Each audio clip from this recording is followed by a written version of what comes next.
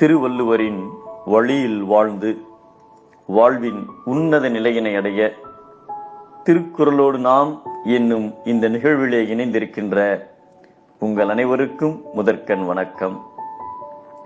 குறள் எண் 104, அதிகாரம் செய்நன்றி அறிதல்.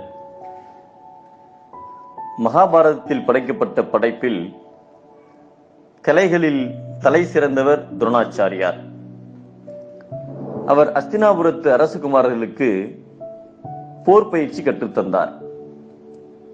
ஒரு நாள் வில்லுக்கு விஜயன் என்று சொல்லப்படுகின்ற அர்ஜுனர் துரோணாச்சாரியரிடம், தன்னை விட இவ்வுலகில் ஒருவன் வில்வித்தையிலே தேர்ந்திருக்கிறான், அவனுக்கு நீங்கள் தான் குருவாக இருக்கின்றீர்கள் என்று சொல்ல, அவனை காண கானகம் விரைந்தார் துரோணாச்சாரியார். அங்கே ஒரு இளைஞன் துரோணாச்சாரியாரின் உருவத்தை மண்ணால் சிற்பமாக வடித்து அதற்கு முன்னால் பயிற்சி செய்து கொண்டிருந்தார். அவரது வில்வித்தையின் திறமையை கண்டு பிரமித்து போனார் துரோணாச்சாரியார். துரோணாச்சாரியரை கண்டதும் ஓடோடி வந்து வணங்கி, தாங்கள் நேரில் வந்ததால் நான் மிகவும் பெருமை அடைகிறேன் என்றார் அந்த இளைஞன். உண்மையில் சிறு வயதில் அந்த இளைஞன் துரோணாச்சாரியரை அணுகி வில்வித்தை கற்றுத்தர கேட்டான். ஆனால் அவர் அதை நிராகரித்து விட்டார். ஒன்றை மட்டும் அவர் ஏற்றுக்கொண்டார். அதாவது மானசீகமாக குருவாக ஏற்றுக்கொள்ள துரோணாச்சாரியார் அப்பொழுது சம்மதித்திருந்தார்.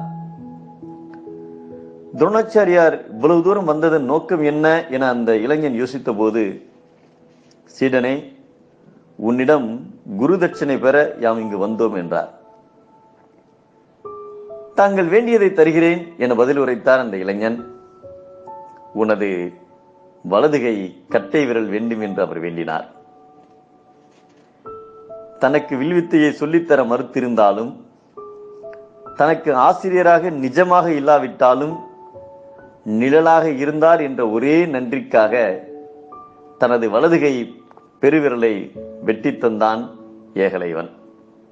தினையளவு நன்றியையும் பனையளவாக கொள்பவர்கள்தான் வாழ்வில் உயர்வார்கள் என்பதை தினைத்துணை நன்றி செய்யினும் பனைத்துணையாக கொள்வர் பயன் தெரிவார் என்கிறார் நம் திருவள்ளுவர். நன்றியை உணரும் அளவு வாழ்வும் உயரும்.